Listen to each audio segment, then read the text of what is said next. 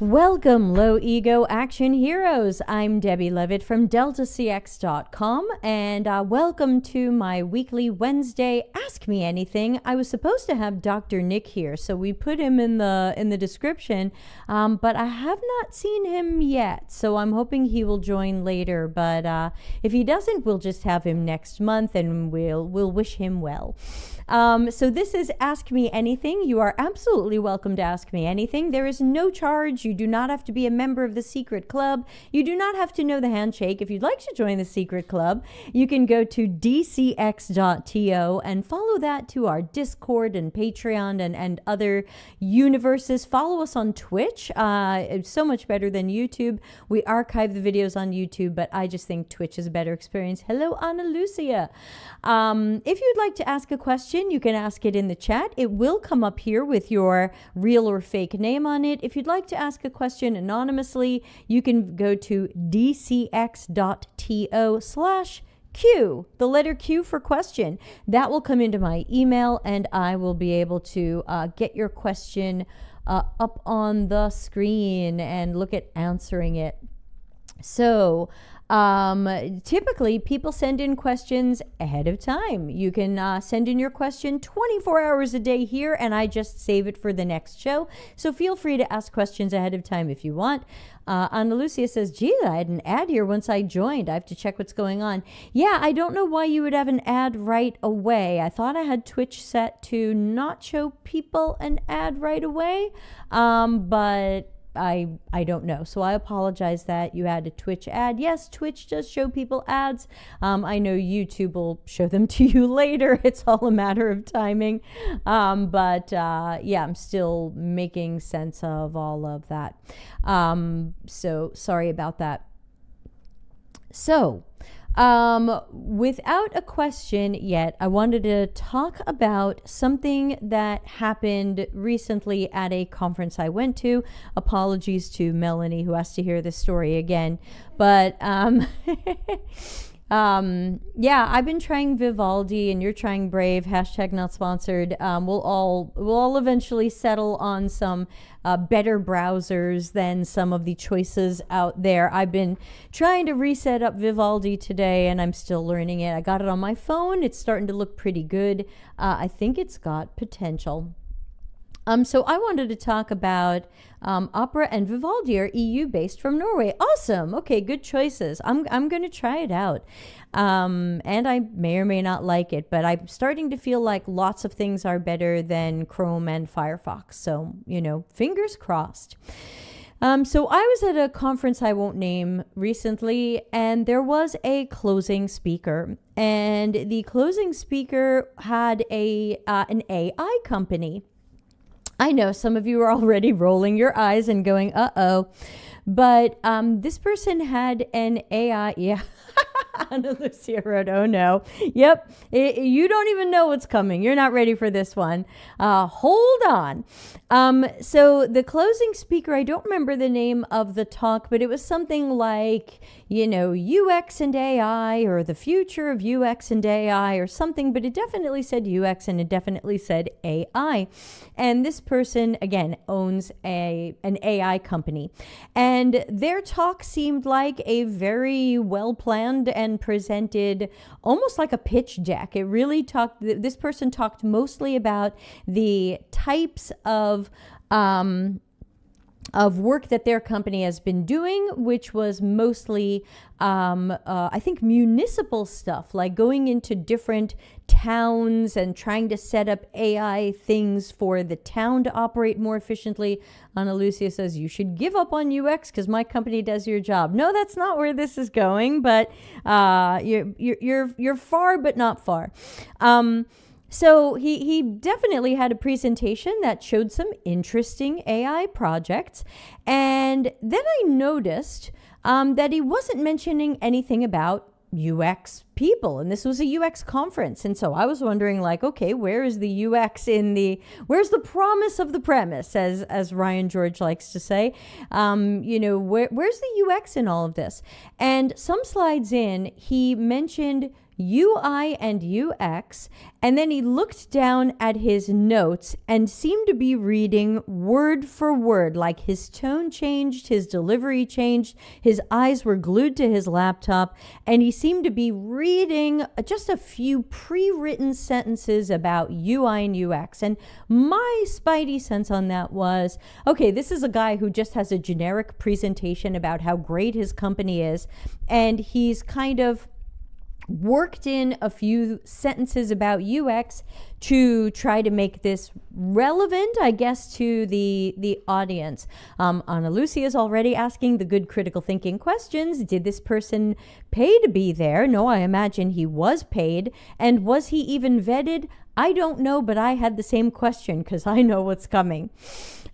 So I noticed that he seemed really, he was working in a couple of things about UI and UX, but they seemed a bit forced and didn't totally fit into the presentation. And I was thinking, where is this guy going with all of this? And it was hard to tell because it seemed mostly like just a giant pitch for his company. But then he was trying to say, he eventually got to the point of like AI agents and, you know, this type of use of AI and AI agents and AI bots and AI interfaces to run the AI agents, and you UX and UI designers, you're going to be the future of designing all of these AI agents. And I was thinking, I'm not totally buying this, but I am a little skeptical about this anyway. Maybe it's just me. But the speaker finished his PowerPoint, his pitch, and they opened it up for questions. And the first question was like about, you know, AI and safety or privacy. Okay, that's fair. But, you know, but this guy's probably a little biased, so I'm sure he's going to make it sound really safe and awesome. The second audience question had to do with like, what about older people? We're supposed to be designing for older people who might not be good with technology. Are they going to be able to use AI? He seemed confident that they would. And I realized, oh no, everyone's going to ask him the soft questions. Now, before I tell you what question I asked, I'd like anybody who's here live, which may or may not be only Ana Lucia, can you guess what question I had for this person?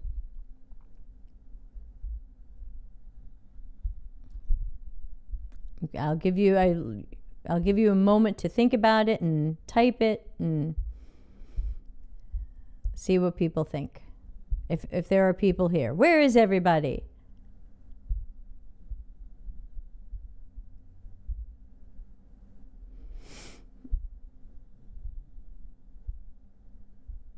Nobody's going to join in on this one? Well, maybe if you are watching the video later on YouTube, write a comment with what question you think I asked or you think I should have asked. Put your comments in LinkedIn. I will respond. LinkedIn. In YouTube, I will respond to them.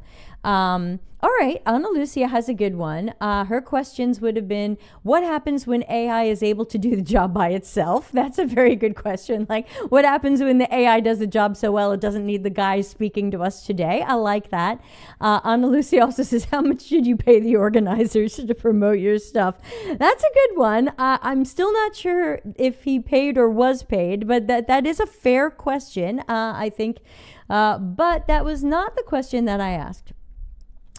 So the question that I asked was, sorry, something popped up on my phone, but it's not a question from any of you. Remember, this is Ask Me Anything. If you have a question, send it in, dcx.to/Q. So I got the microphone and I stood up and I said, you've shown us many examples of your company's work, doing interesting work, mostly for municipalities with AI. You've talked about the future of UX designers creating AI interfaces and agents. You're speaking to a room full of UX researchers and UX designers. So my question is, thinking about any of the projects that you've been working on or have worked on recently, how many UX researchers or designers were involved in any of those projects? And before I could barely finish that sentence, he said, none, we're a tech company. I'm just going to let that sit with everybody for a moment. Thanks, Wilson. I thought it was a pretty good question as well. And he fell into the hole that I dug for him. He said none.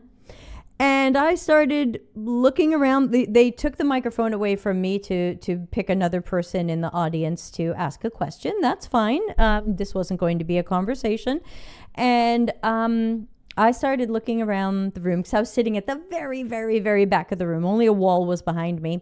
And I started looking around, and the people sitting near me were mouthing, "Thank you," and "Oh my God," and "Great question." And okay, so, and I was, my adrenaline was really running. I was sweating. I was kind of angry. I was just like, I'm going to freaking ask this question because I don't like the idea that this guy is up here basically plugging his company, acting like UX is the future, and he doesn't even work with anybody from UX. Zero. He's working with municipalities on AI. He's replacing human workers with AI. He's claiming he's making things better for municipalities and other clients with AI.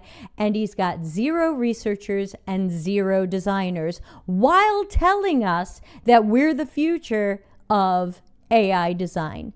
And my thought was, I'm not okay with that. I went straight to LinkedIn and blocked him proactively. Like, this is somebody I don't want to hear from ever again.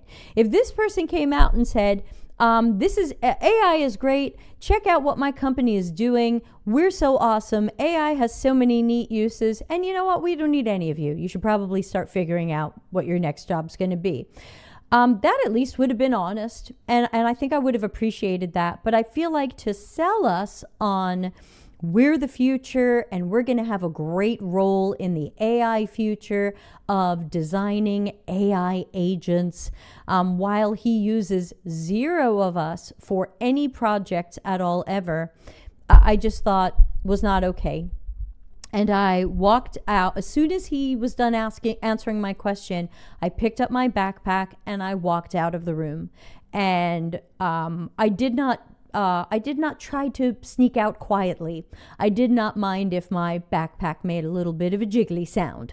I did not mind if my pants went swish, swish, swish. So I can't exactly say I made a scene, but I wasn't against it.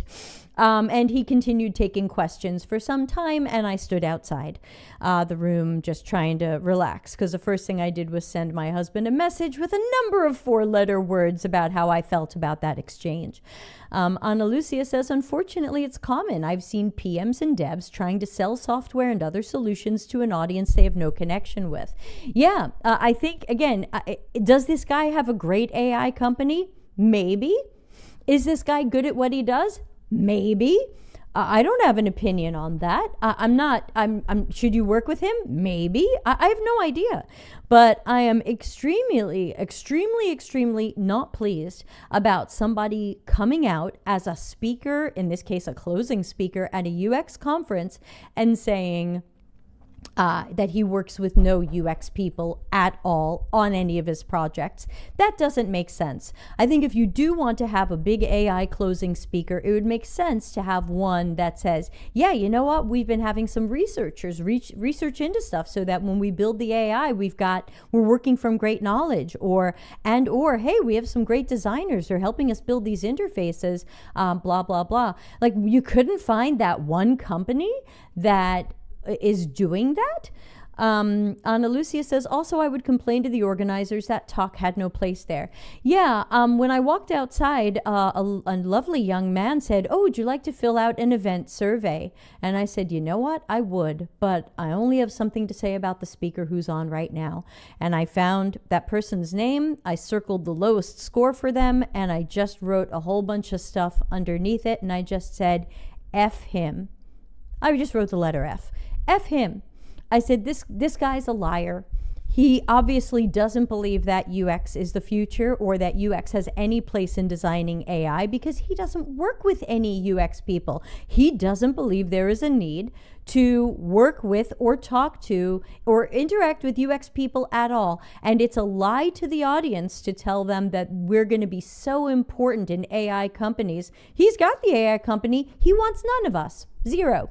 No work for any of us. You might have been thinking that you can get some work with this guy. He doesn't want you. So I said, I get the feeling this guy wasn't vetted, because maybe he passes as knowledgeable about AI, but he doesn't pass as the guy who should be talking to a UX audience with a talk that makes it sound like UX and AI are super buddies, and that they're going to go together, and that we're all going to walk hand in hand down a glistening beach at the golden hour, and that there's going to be endless work for UXers in the AI realm. And so it was just disappointing then to see some people posting to LinkedIn like, wow, I just heard the greatest speaker. And I'm just thinking, oh, the guy I just blocked? Sure, whatever. Ana Lucia says, vetting speakers and talk themes seem like the most basic job the organizers have. Yeah, yes and no. You know, I mean, I'm putting together a conference. I crowdsourced it with y'all. We picked the speakers. Many of them we knew. A couple of them are strangers. And I'm giving them a chance. I'm giving them a chance to hopefully say something amazing to all of you, even though I haven't met them before. But I think that it would be important, especially for the closing speaker at a UX conference, or any speaker at a UX conference, and especially when the topic is going to be AI, is what is this person's message, and from what perspective does that person come? I think these are fair questions.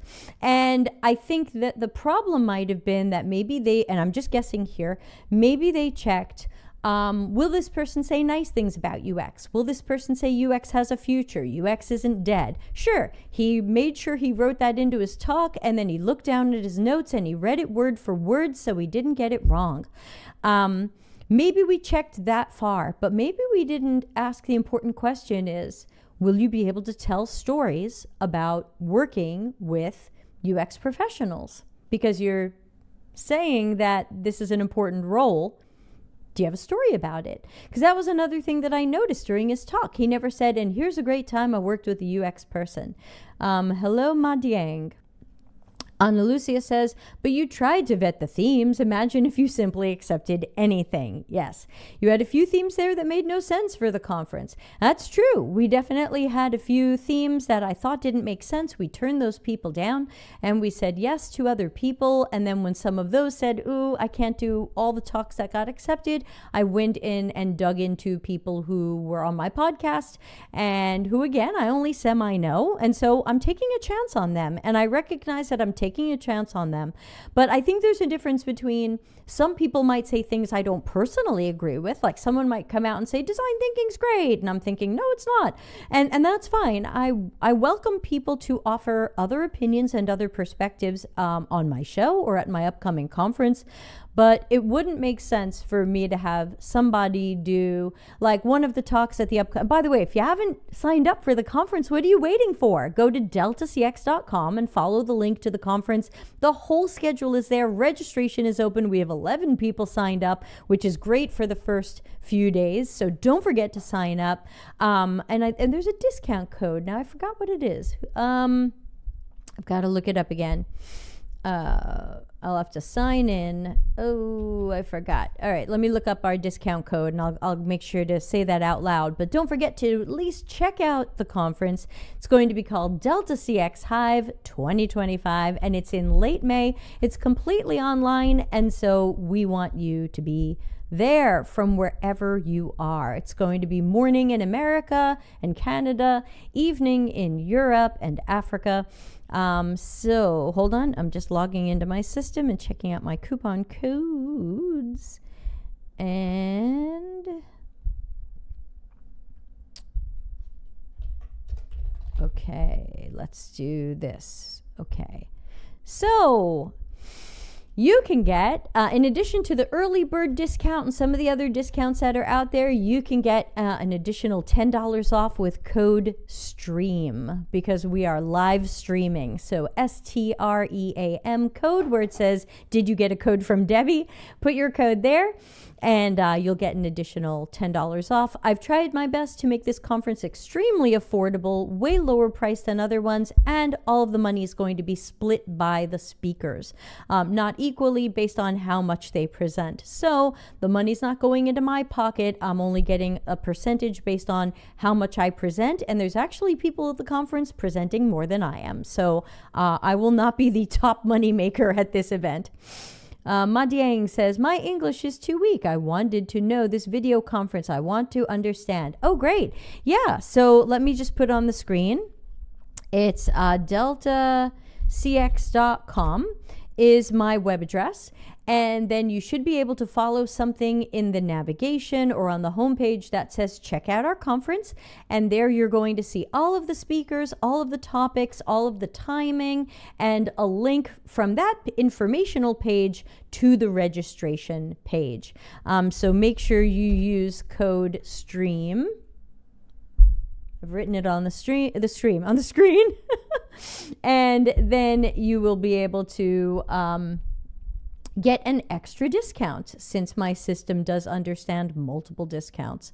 Anyway, that was my story about the speaker at the conference, and I just wanted to say how thoroughly disappointed I am with an otherwise good conference, that it just reminds us that it's so important to think about the message that we're sending UXers right now. And it's not easy. It's not easy to send a message of endless hope to people in tech jobs, and that's why I've got my new book, Life After Tech, because I don't think tech jobs are going to carry all of us to our retirement years. That's just my guess. And it's probably good to start planning what you're going to do next now, even if you have a job. So that's Life After Tech, and the conference will have some of that content as well. But very important to consider the messages that we are giving people, because it's very easy to tell them UX has a good future, you're going to be involved in AI projects, and the guy who got up and said that isn't involving UX in AI projects. Wah, wah. Sad trombone for that. So not happy about that. Hello from Peru. Hello, Luis Manuel Bravo Aguero. Ana Lucia says, there was one thing I liked on the stream where we vetted the themes, which was what each speaker was promising or proposing. Is that common? What do you mean? Typically, when we apply as speakers to an event, we have to give our name and picture and bio, which we didn't show when we were selecting the sessions, so that we wouldn't know who it was and we wouldn't make any decisions about anybody in it personally. And then we looked at the title, the description, and the key takeaways. That's very common for us as speakers when we apply to speak somewhere, to have to give our title, our description, and our key takeaways. What will the audience learn or be able to do after they hear that? So that's so yes, ahead of time we always get that, so that we can make sure that we create a program that maybe matches our theme, or seems or matches what we want. Sometimes people are looking at the people who made the proposals, because we want to make sure we have a certain percentage of a certain gender or a certain percentage of other type of people. I just decided I'm going to go by the best topics and not necessarily look at people's identities. And in the end, I think we got a decently diverse group.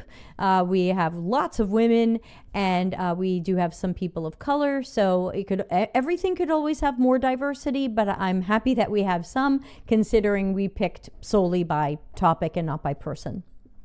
Ana Lucia says, you had the theme, a small description, and then a bigger description with the key takeaways. I think key takeaways are crucial. I wonder if that conference had those. Very often, I can't remember if this conference had those, but very often we do have to submit those things when we are applying to a conference. So hold on, I don't know. I can see if the conference agenda is still up and see how this session was described. Let's see.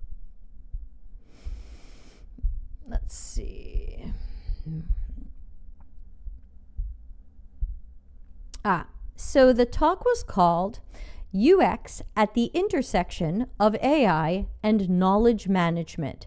So it does sound like we are going to be really central. Here's the description of the talk. It doesn't have key takeaways, but there is a description here. And it says, this presentation explores a new approach to managing knowledge for AI systems. I'll discuss the challenges of creating accurate and reliable AI chatbots and how involving human experts in the process can lead to better results. So there's no UX in there yet. My focus will be on a user-friendly design that allows professionals to directly contribute their expertise to AI knowledge bases. So still the only thing UX related in there was that the design will be user-friendly, but it wasn't necessarily made by UX people, as we later learned. Continuing reading this person's description, it says, I'll examine how this method works in practice using examples from different industries to illustrate its flexibility. Attendees will gain insights into the importance of thoughtful UI/UX design in AI applications and how it can improve the quality of AI interactions. So again, other than this guy telling us that UI and UX design was going to be important in the future of AI applications, nothing else was really said, no examples were shown. And the last sentence of his description says, this session aims to broaden understanding of knowledge management in AI and spark ideas for future innovations in this rapidly evolving field.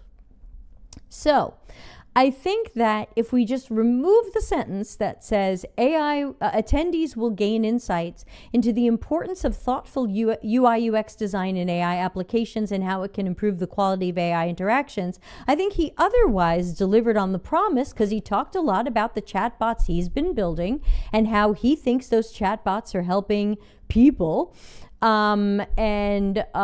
That people are using chatbots and they're contributing to knowledge bases, and this is so innovative and evolving.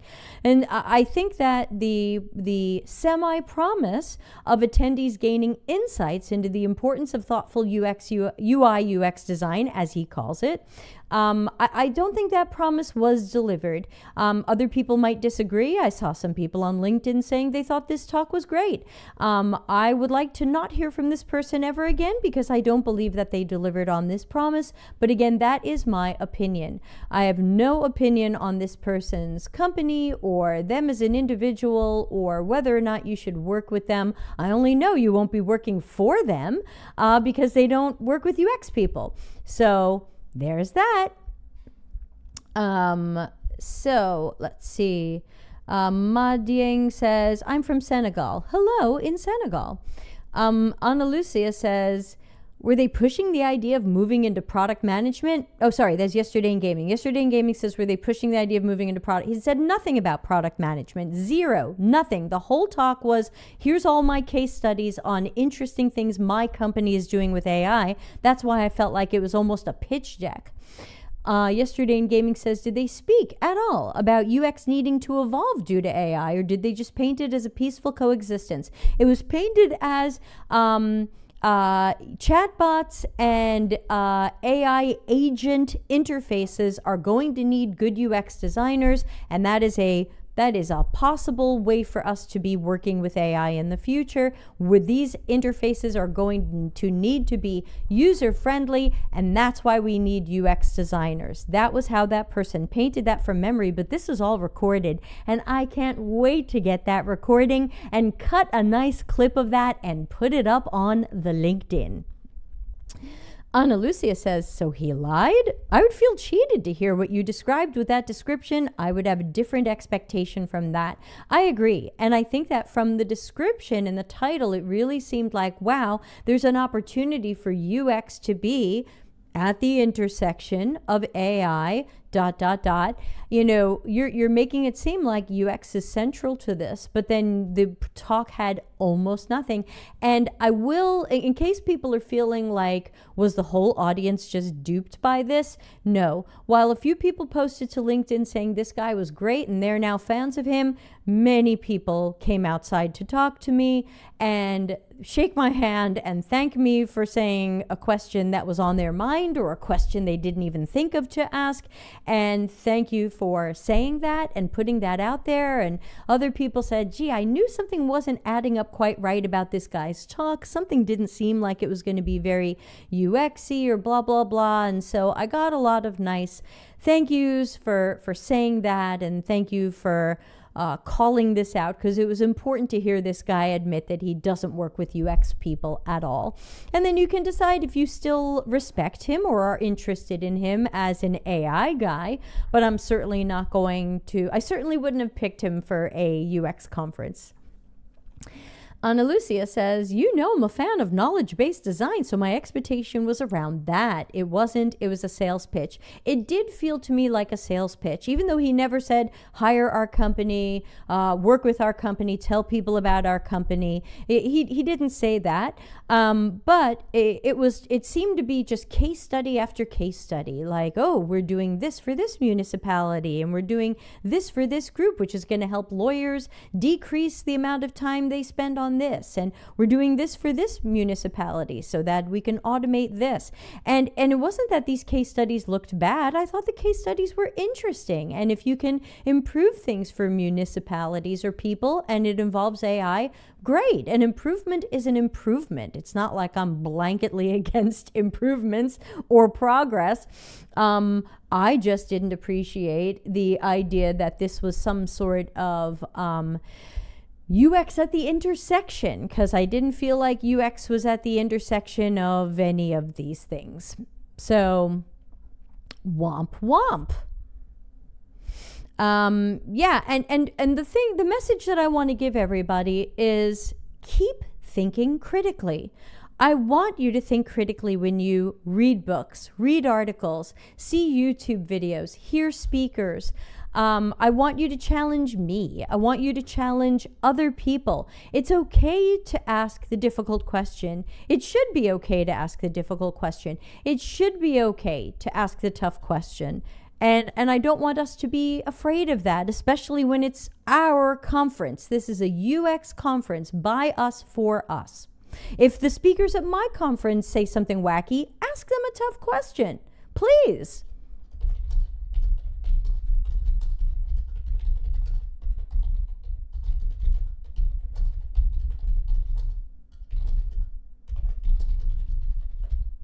So, yeah, I'm happy to know any other thoughts anybody has about any of this, or if you think about a time you saw a speaker who kind of sucked.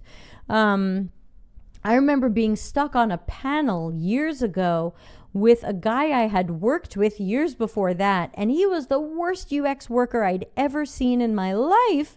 I'll never forget him. And he got up to do his little part of because we got to do like a little mini talk and then we did a panel.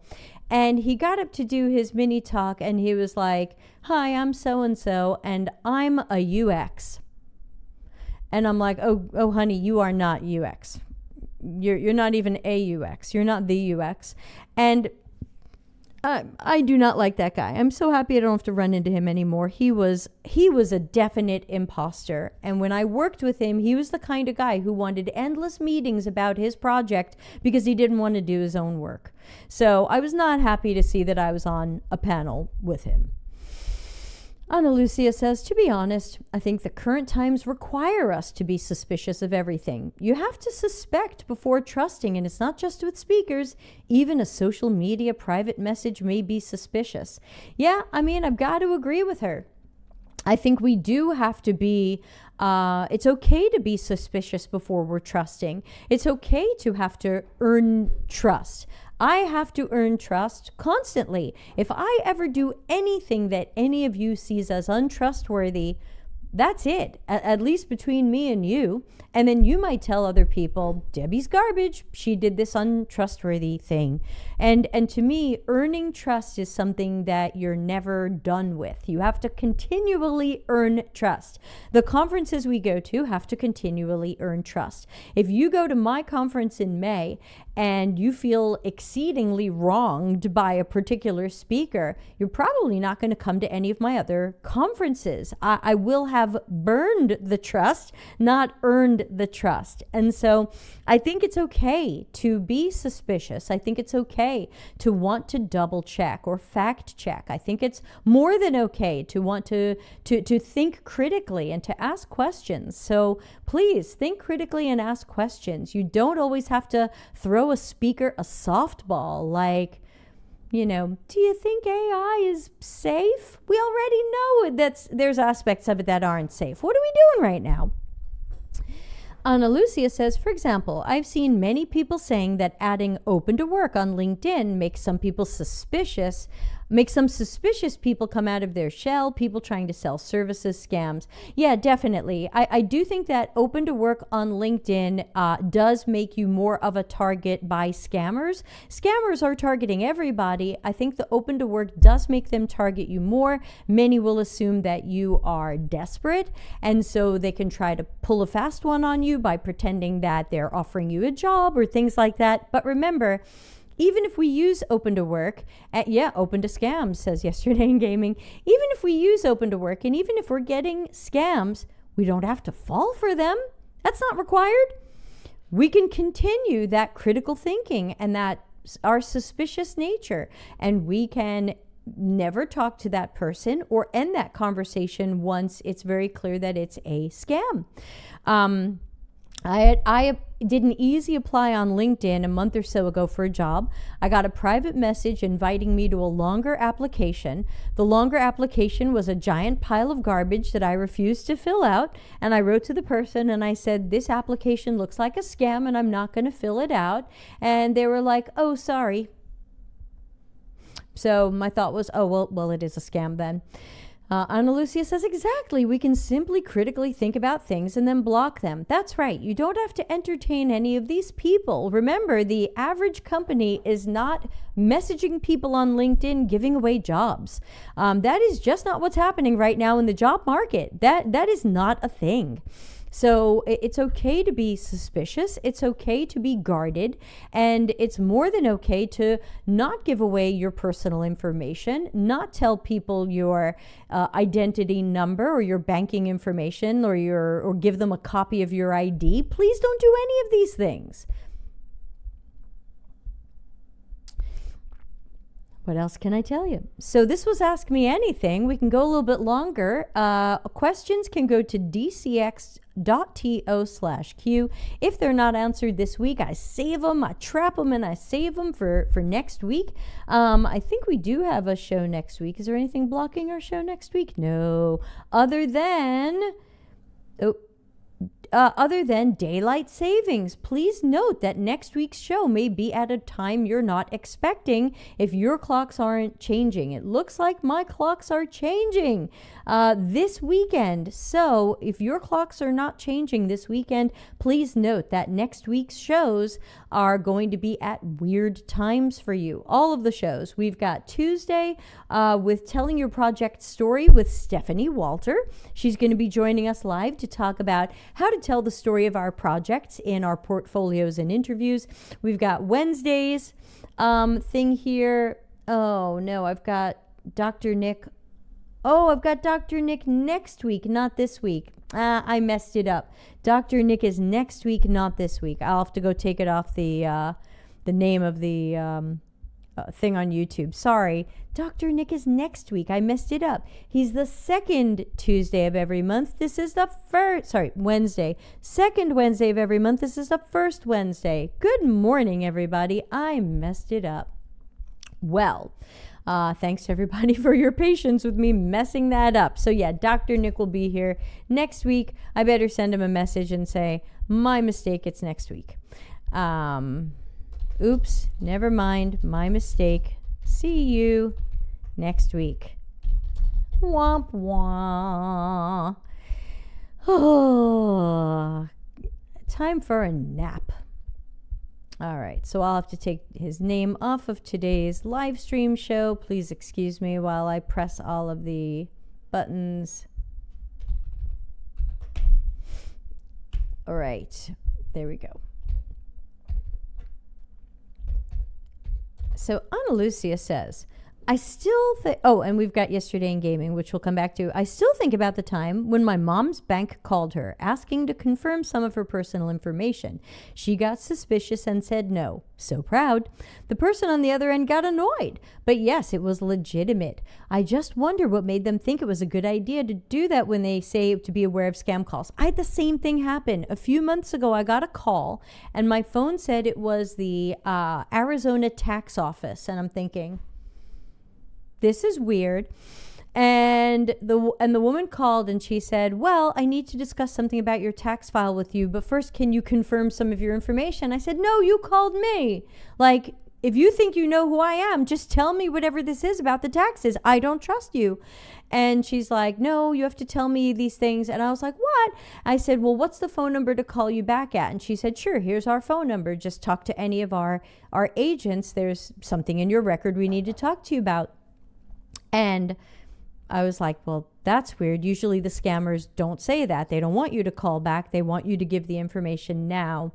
And I was like, no, crap, maybe I'll try trusting this. I got lucky. It was legitimate. And she thought that they had on record that I had overpaid some taxes and underpaid some taxes, and they wanted me to make another payment to reconcile the account. And then they taught me how to keep up on that on their website so I can see if I owe something or have a credit. So that ended up being legitimate and helpful, but I was very suspicious of that at first.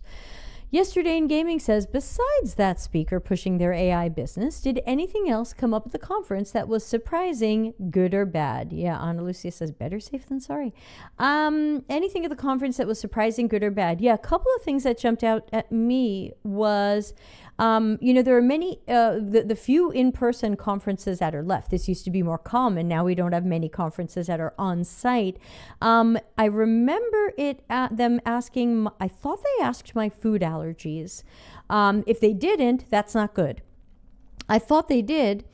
And it turned out that at every meal they were serving something that I was so badly allergic to that I can't be in the same room as it. Larry was good. Yes, it was so good to see Larry. I took a bunch of pictures of him. We hung out together a few times. So good to catch up with Larry. People loved his talk. That was great. So yes, Larry. But I was rather surprised that no one warned me that there were going to be giant trays of fish at every meal. And I ran out of a few rooms. And then I learned later that people thought I was running out of the room because I had to go to the toilet badly. So that's what y'all are thinking of me. Evidently, people thought I needed the bathroom really badly. And of course, never came back. So I must have been in there for hours. Do I do broadcasts in French? No, I'm sorry. I don't speak any French at all. I'm so sorry. So I think that if you are going to ask people their food allergies, or if you are going to serve food, I think it's really important to make it clear to people what is being served and things like that. A conference I went to in October did not have clear signs for all of the food they were serving, and I ended up eating something I was allergic to. Luckily, I only had a little, and so I was a little unwell that night, and it luckily passed by the next day. But I just happened to have some really, really uncommon food sensitivities and allergies, and I think it's really important if you are doing a live in-person event to make sure people are aware of what you plan to serve, because I happen to have a weird allergy where I can't be in the same room as it. I think some people have that with gluten and peanuts. Mine happens to be fish. So that wasn't good. In general, I think speakers were good. I didn't go to too many of the talks, but people seemed to be happy with the event and the speakers. I got to meet some people who I just know from LinkedIn, so I always like to make those personal connections. Some people from the community, like Lizzie. I got to meet Megan. I think a lot of people know Megan now with her fuchsia colored hair. So yeah, great to see people. Ty from our community, great to see him there. He was a speaker. I meant to go to his event, but then Larry and I got sidetracked with something and I missed it. So yeah. And my phone is reminding me that I have to be on a client call in 15 minutes. So we're probably going to have to wind today down a little bit early. So let's start our outro music. So thank you to everybody for joining today. I know we ended up on a bit of a tangent about conferences and speakers and AI, but I wanted to talk about it, and thank you for talking about it. And always think critically and always ask the tough questions. It's okay to be the person in the audience who asks the speaker a tough question. I hope you'll ask me tough questions. I don't want the same old softballs. So I'm gonna get out of here. I will be broadcasting again on Tuesday, but please double check the time. In Discord, I'm using Discord timestamps, and so those will show you the time in your time zone, which should help. But be careful, because we're about to have that 2-week period where my clock's changed, but your clocks might have not. So please check times for the next couple of weeks. And again, in our Discord live events channel, we always have the times shown in your time zone. I'm going to get out of here and prep for my next call. Your clocks, yeah, exactly. Your clocks change later in the month. Ours change, it looks like this weekend. So, yeah, Sunday. So everybody check times. Thanks again. Have a great rest of your week and see everybody on Tuesday at possibly a different time. Bye.